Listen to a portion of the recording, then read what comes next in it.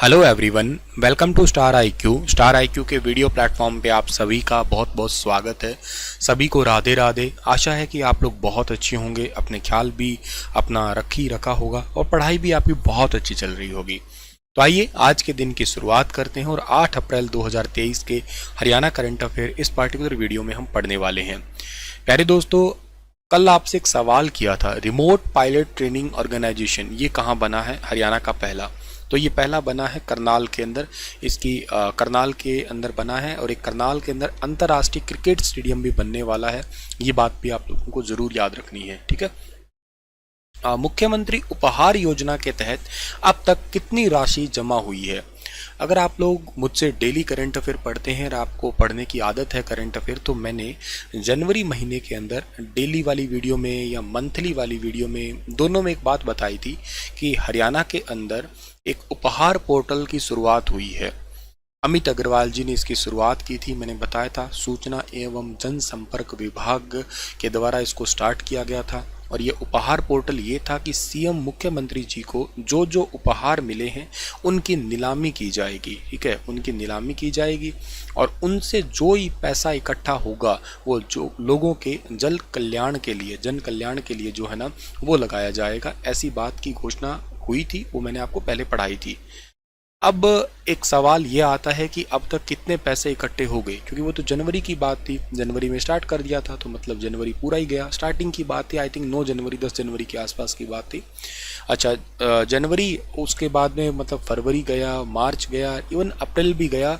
तो गया in the sense महीना पूरा हो गया है। तो फरवरी का 1 महीना हुआ है, मार्च को 2 महीना और अप्रैल को 3 महीने हो चुके हैं। 3 महीने 90 दिनों में अब तक कितनी राशि इकट्ठी हुई है? तो इसका सही आंसर होगा 1,14,95,000।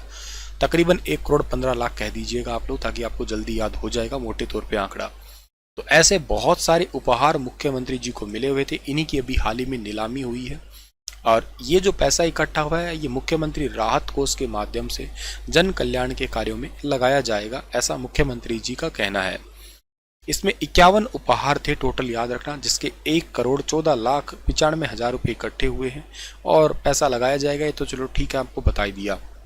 अच्छा, इसमें ना सबसे महंगी जो चीज़ बिकी थी वो थी 21 लाख रुपए की बोली की मुख्यमंत्री मनोहर लाल जी की 3D प्रिंटेड स्टैचू की नीलामी हुई थी। इसके अलावा यहाँ पे बहुत सारे, जैसे कि अर्जुन रथ थे, अर्जुन रथ की जो आकृति थी उसको 6,41,000 रुपये, कामाख्या देवालय की आकृति को 5,80,000 रुपये, राम जन्मभूमि की प्रतिमा को 1,75,000 की बोली लगाई गई थी। एक्चुअली इसमें क्या था, बेस प्राइस तो रखा था इन्होंने, मुख्यमंत्री जी ने इसका बेस प्राइस, सबका हर एक अलग अलग प्रोडक्ट का अलग अलग बेस प्राइस रखा था और उससे फिर मतलब इससे कम तो कहते है ही नहीं कि बेचा ही जाए या किसी को दिया ही जाए। कम से कम बेस प्राइस रखा और उसके बाद में क्या कि लोगों ने जो जो बोली लगाई, ये बोली का तो आपको हिसाब पता ही है, सबसे ज़्यादा जो लगाता है उसी के हिस्से चला जाता है। पहले चरण की नीलामी प्रक्रिया पूरी होने के बाद ही मुख्यमंत्री जी ने कहा है कि खुद बोली दाताओं को उपहार को सामान सहित भेंट करेंगे। मतलब ऐसा है कि वो उनको मिल गया, पर ऐसा नहीं कि उनके पास मिल गया, अब मुख्यमंत्री जी के साथ में फोटो भी खींचेगी, समझो मुख्यमंत्री जी उनको देने वाले हैं वो उपहार।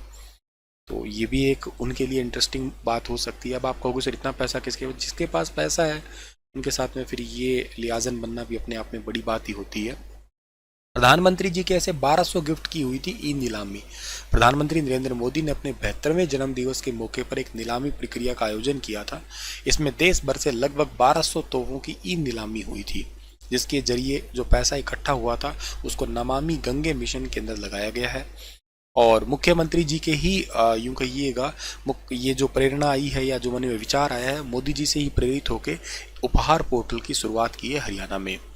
ये उपहार पोर्टल ये रहा 9 जनवरी 2023 को स्टार्ट किया गया था। किसके द्वारा?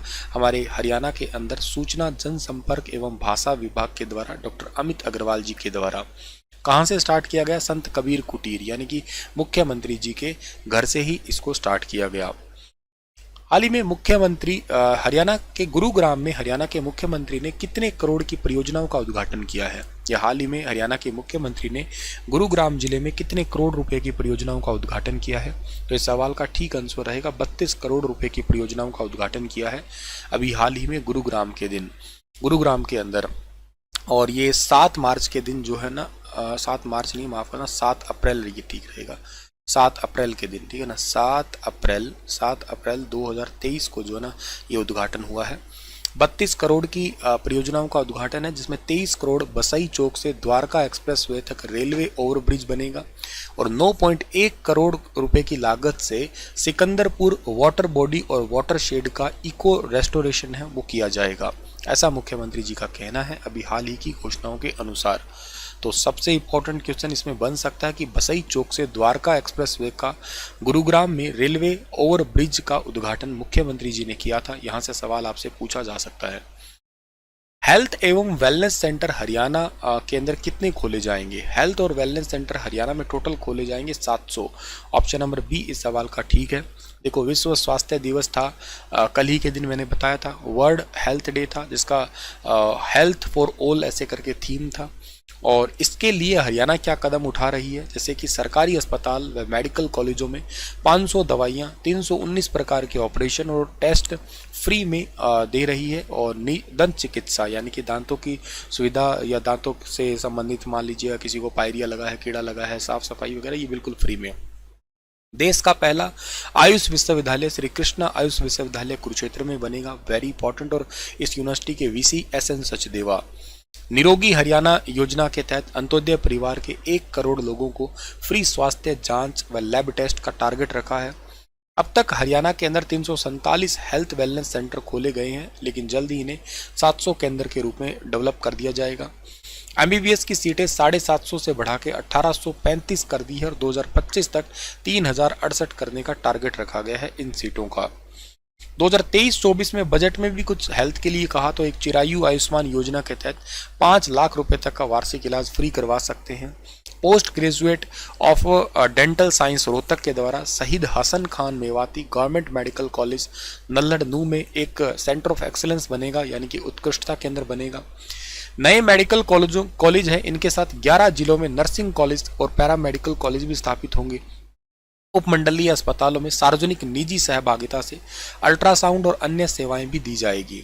और गुरुग्राम में 700 बिस्तर का अत्याधुनिक मल्टी स्पेशलिटी हॉस्पिटल भी बनाया जाएगा, जहां पे बहुत सारी प्रकार की सुविधा दी जाएगी मरीजों को। तो ये तो मैंने आप लोगों को सब बता ही दिया है, ये ठीक है ना, ये सारी योजना वगैरह सब मैंने बता ही दिया है। एक्चुअली कौन सी स्टार्ट होगी कौन सी नहीं हुई, ये PDF में आप लोग पढ़ सकते हैं। एप्लीकेशन पे आपको मेरे करंट अफेयर्स के PDF मिल जाएंगे। वृद्धावस्था सम्मान भत्ता बुढ़ापा पेंशन की आय अब 2 लाख रुपए से बढ़ा के कितने लाख रुपए वार्षिक आय कर दी है? तो 2 लाख रुपए से बढ़ा के जो है ना इसे कर दिया गया है 3 लाख रुपए। मतलब क्या है, वृद्धावस्था सम्मान भत्ता बुढ़ापा पेंशन की सीमा पहले 2 लाख थी, अब इसको 3 लाख रुपए कर दिया गया है। ये ऑफिशियली लेटर है, जो याद रखना है, principal secretary to government Haryana Vijender Kumar के द्वारा इसको पब्लिश किया गया है 5 अप्रैल 2023 को।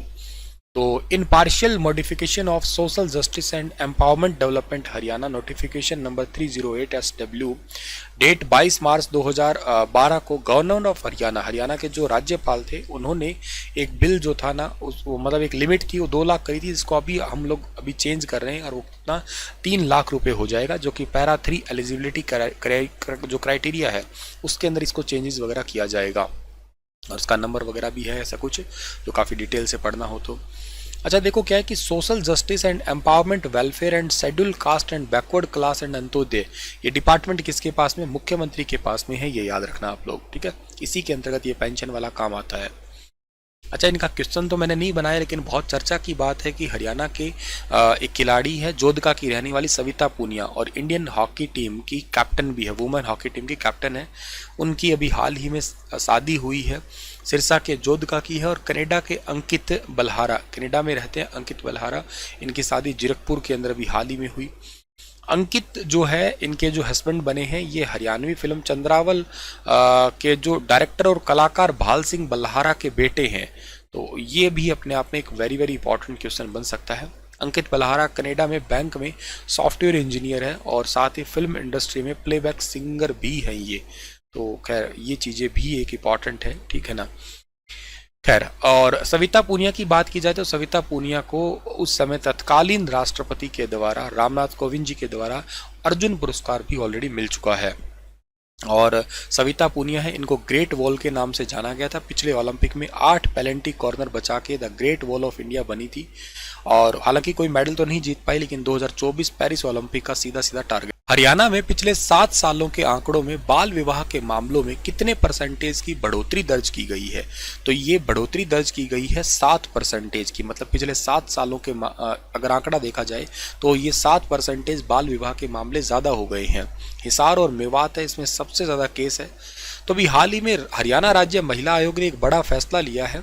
अब क्या फैसला लिया है वो बताता हूँ आपको मैं। देखो क्या है कि अब सूबे का मतलब उस एरिया के सरपंच और पार्षद है ना, वो भी बाल विवाह करने की कोशिश करें तो रुकवा सकते हैं। मतलब रोकने में कामयाब साबित होंगे, वो रोकने का काम करेंगे, उनके पास में वो पावर दे दी गई है समझो। हरियाणा राज्य महिला आयोग ने अभी रिसेंटली ये कहा है कि ग्रामीण एरिया में सरपंच और शहरी क्षेत्रों में पार्षद जो है ना, ये बाल विवाह रोकने का काम किया करेंगे।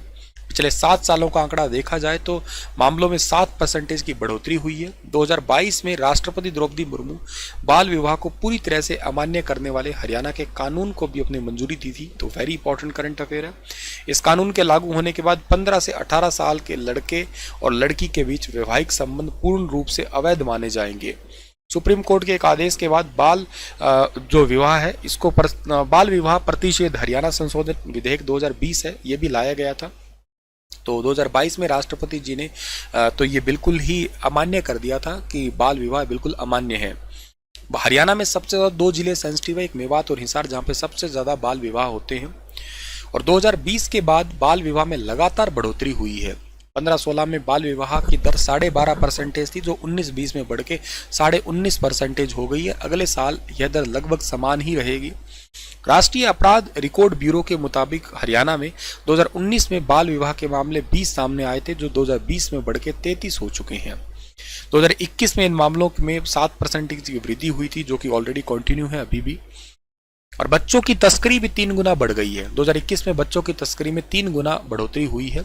चोरी के मामले हैं वो भी ज़्यादा बढ़े हैं। इनमें से तस्करी में 20 लड़कियां और 1 लड़का शामिल है। आप सोच सकते हो ज़्यादा लड़कियां अब तस्करी करने लग गई है, चोरी करने लग गई है। पिछले 3 सालों में बच्चा के लापता होने के मामले 17% हरियाणा में आए हैं। 19 में बच्चों के गुम होने के 2815 मामले सामने आए थे, जबकि 21 में 2343 केस दर्ज हुए हैं। चलिए आप लोगों के लिए क्वेश्चन है कुछ प्रीवियस जो यादें हैं पुरानी। किस हरियाणवी ने 9वीं world master athletes indoor championship में 3 गोल्ड मेडल जीते? इनका नाम था भगवानी देवी। फिनलैंड में भी जीत चुकी हैं ऑलरेडी। प्रति लाख आबादी पर पुलिस वाले कितने हैं? तो हरियाणा में 199 है टोटल। रेलवे के विद्युतीकरण कितने परसेंटेज का काम जो है ना फिलहाल के लिए पूरा हो चुका है? तो हरियाणा में 100% काम पूरा हो गया है। लिंगानुपात सुधारने के मामले में पहला जिला जिसको अवार्ड मिला फतेहाबाद, इसको 5 लाख रुपए मिले हैं, ये याद रखना आप लोग। पहला सुषमा स्वराज अवार्ड किसे मिला? पहला सुषमा स्वराज अवार्ड मिला है जी इनमें से किनका? मंजू शर्मा, जींद की रहने वाली। पायलट प्रोजेक्ट के तहत गोवन क्षेत्र की योजना की शुरुआत की गई है, तो इसका ठीक आंसर रहेगा पंचकुला से स्टार्ट की गई है इसको। आपके लिए क्वेश्चन छोड़ के जा रहा हूं कि हरियाणा सरकार ने 2023 में कितने सोलर ट्यूबवेल लगाने का टारगेट रखा है? 20, 40, 60 और 70। बताइए विस्तार से। मिलता हूं आपको मैं कल के करंट अफेयर के वीडियो में। तब तक अपना ख्याल रखना। Stay happy, stay healthy.